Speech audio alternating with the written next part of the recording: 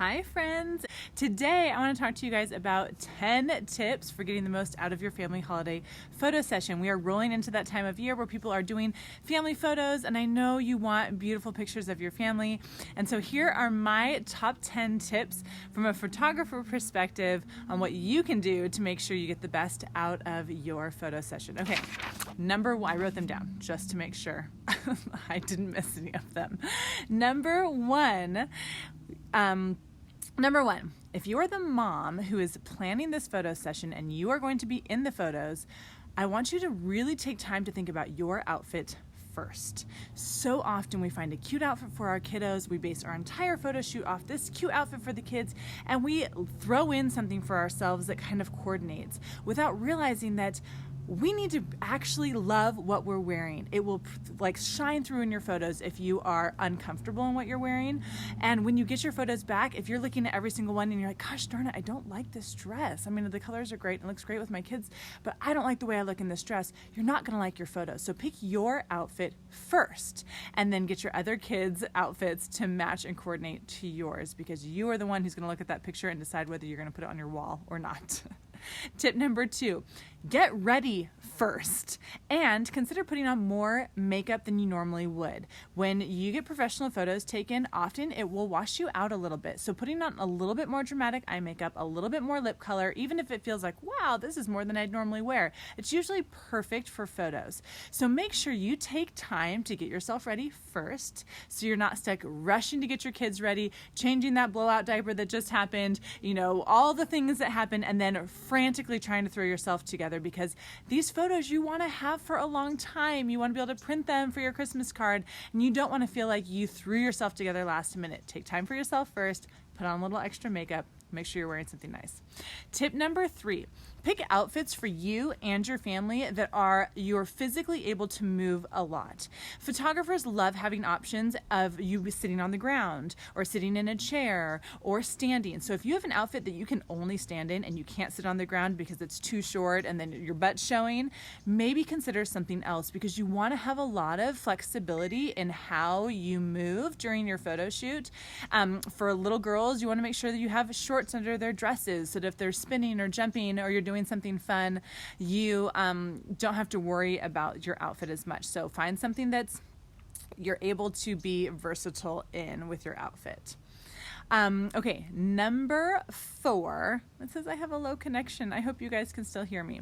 Okay, number 4, try to avoid wearing solid white for everyone or solid black for everyone, or half and half, like girls in white and boys in black. When we do that, like a solid dark and a solid light, it's really, really hard to edit everyone's skin tone to look beautiful. So finding more neutral colors, finding things that aren't super harsh, like grays and other things like that, can be really, really, really helpful. If you want some of your people in black, then do like blacks and grays, but don't throw in someone in a solid white shirt. Hope that makes sense. But if it's really, really, really contrasted, it can be very hard from an editing perspective to get the colors to all look really beautiful. Okay, number 5. Be purposeful about your feet. Be purposeful about your shoes and what you are wearing on your feet. It looks like I'm back. I hope you guys can see me. Okay, so number 5, be purposeful about your feet and your shoes. Sometimes we assume, oh, it's just gonna be a picture of the top part of me and my kids can wear whatever shoes they want, and then your photographer once again wants some options and you're like mad that, oh darn, look, their shoes are in the picture. So know that your feet will probably be in the picture. Be purposeful about the shoes that you're wearing, but also keep in mind that your kids need to be comfortable. If you put your kids in shoes that they are not comfortable in, there's a chance you're gonna have a really hard time getting photos of them because they're going to be in pain and uncomfortable. Okay, number 6. I'm gonna try to move so I get a better connection here. Let's see. Hopefully you guys can see me now. Okay, so number 6, feed your children. Feed them before the photo shoot. I don't care what time your photo shoot is.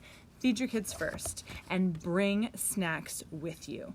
The last thing that you need is a hungry child during a photo shoot. So make sure that you bring food that's not going to be messy. I made the mistake just the other day of bringing food for my kids to a photo shoot of my children, and I brought them freeze-dried blueberries that stained their lips blue.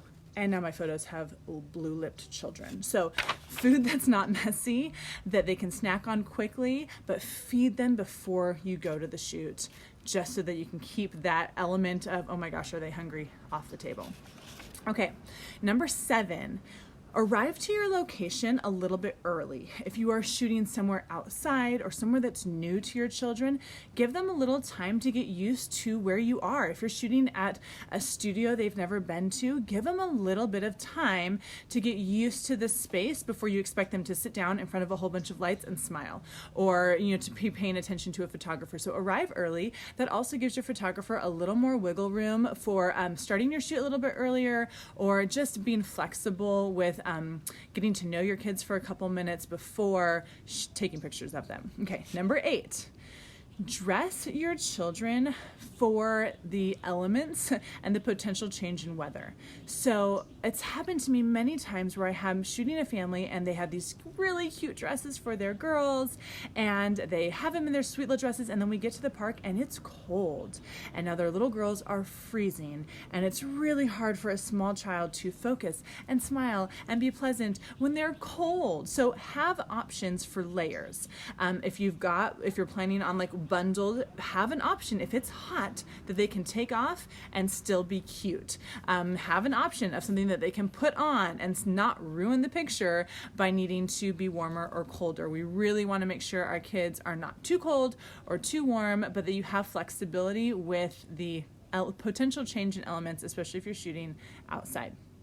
Number 9, we're almost there. Number 9, this is for you adults and for the bigger kids.